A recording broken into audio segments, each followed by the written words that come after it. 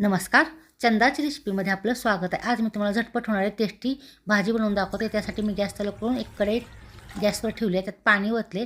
पाण्याला उकळायला की त्यात आपल्याला सोयाबीन टाकायचं आहे। एक पाण्याला उकळायला त्यात मी सोयाबीन टाकले। आता आपण हलवूया आणि लगेच गॅस बंद करूया।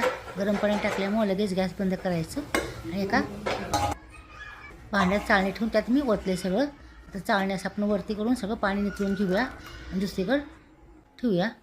तर गॅस चालू करून मी कढई ठेवली आहे। त्यात तेल होते या फोडणीसाठी।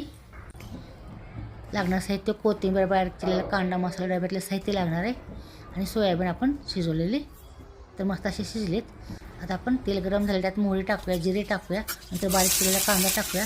कांदा चांगला तेलामध्ये परतून घेऊया लालसर असं। कांदा परतल्यानंतर आपण त्यात लसूण, खोबरं, कोथिंबीरची पेस्ट टाकूया। चवीपुरतं लाल तिखट टाकूया, चवीपुरतं काळं तिखट टाकूया, हळद टाकूया।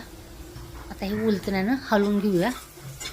चांगलं हलवून द्यायचं पूर्ण त्याला मसाला लागला पाहिजे। नंतर चवीपुरतं थोडंसं पहिल्यांदा मीठ टाकायचं, जास्त टाकायचं नंतर आपल्याला अजून टाकायचं थोडंसं मसाल्याला लागलं पाहिजे थोडंसं टाकायचं। नंतर हलवून घेतल्यानंतर आपण जे वापरलेला सोयाबीन आहे त्यात सगळ्यात टाकायचं आणि परत हलवून घ्यायचं। लागेल तसं गॅस बारीक मोठा करायचा। चांगला हलवून घेतल्यानंतर पूर्ण मसाला सोयाबीनला लागते, चांगला हलवून घ्यायचं। आता एका ठिकाणी गोळा करून घेऊया।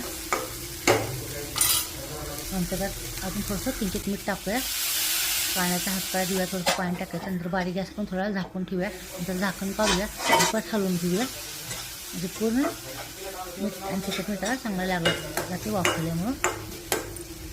परत हलवून एका ठिकाणी ठेवायचं। नंतर त्यात बारीक चिरलेली कोथिंबीर टाकूया, परत हलवून घेऊया, चांगलं हलवून घ्यायचं आणि एका ठिकाणी गोळा करून परत आपण परत थोडं झाकून ठेवूया। लगेच झाकण काढूया, त्याच्यामुळे छान असं वाफरले जाते आणि भाजी खायला एकदम मस्त लागते। आपली भाजी तयार झाली। तुमच्याकडे भाजीला काही नसेल तर तुम्ही अशा प्रकारे सोयाबीनची भाजी नक्की करून पहा। एकदम कमी वेळात आणि कमी साहित्यात बनली जाते आणि खायला पण एकदम मस्त लागते। आता आपण गॅस बंद करूया। आता मी गॅस बंद केले। आता आपण ही एका वाटीमध्ये काढूया। तर मस्त झाले, एका वाटीमध्ये काढून घेते। आता मी चपातीवर पण वाढते खाण्यासाठी, त्याच्यावर चपाती भाकरी खायला एकदम मस्त लागते। आता मी चपाती ठेवली आहे ताटामध्ये, त्यात थोडं आपण सोयाबीन वाढूया। तर एक घास खाऊन बघते मी, तर मस्त झाले। तुम्ही नक्की ट्राय करून पहा। आवडलं तर लाईक, शेअर, सबस्क्राईब करायला विसरू नका। धन्यवाद।